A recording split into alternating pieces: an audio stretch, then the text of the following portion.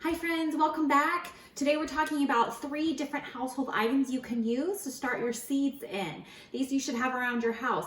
The first one we're going to be talking about is toilet paper rolls. You should have a lot of these right now. Everyone's buying them up like crazy. So here's what you can do with those empty toilet paper rolls. Another is a cardboard egg carton.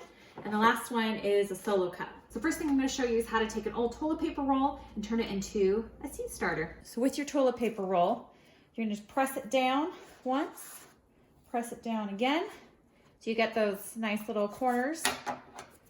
Take your scissors, snip, snip, snip. I'm gonna go about an inch or so high. And then basically all you do is just fold it in.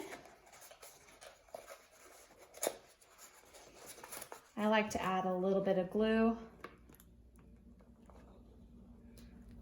It doesn't hurt. Actually, worms really like glue, believe it or not. There you go. And kind of press it down.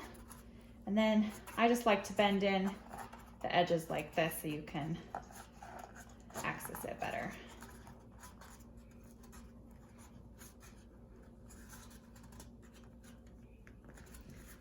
And there you go. This is one of the easiest ways to make a seed starter kit. Take an old cardboard egg carton. Some people do plastic. I don't like plastic because I just don't think it drains as well. Some people poke holes in the bottom of these. I don't think that's necessary, but it might be a good idea. I'm just using a pencil. And then the next thing to do is to cut off the lid. This is going to act as the basin to catch the water, which shouldn't have too much water.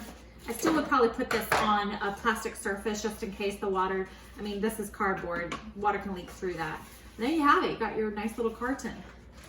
I'm gonna put some soil in this.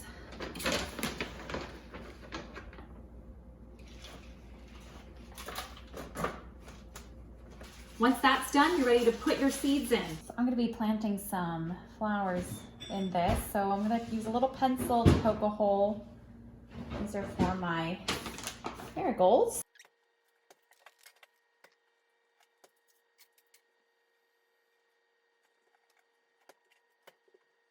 Easy way to water this is just to mist it. That way you don't have so much water draining through this.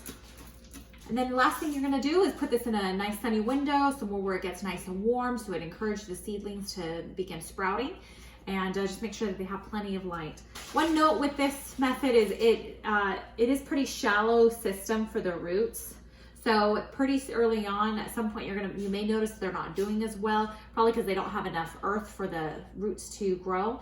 So I would just, cut it out and then transplant it to a bigger pot. You can use the red solo pots. Let's do that next. So right here I have a little tomato seedling in a solo cup. I'm gonna show you how to do this.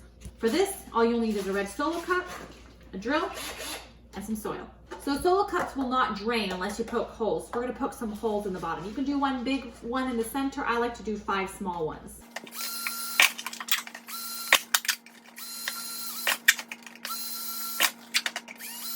All right, so you can see I put 5 little holes on the bottom there. And then all you have to do is fill it with soil and put your seeds in. There you go. There you have it, 3 household items you can use to start your seeds in. I really hope you liked this video and it was very helpful and encourage you to go out and grow something. Thanks for watching and God bless.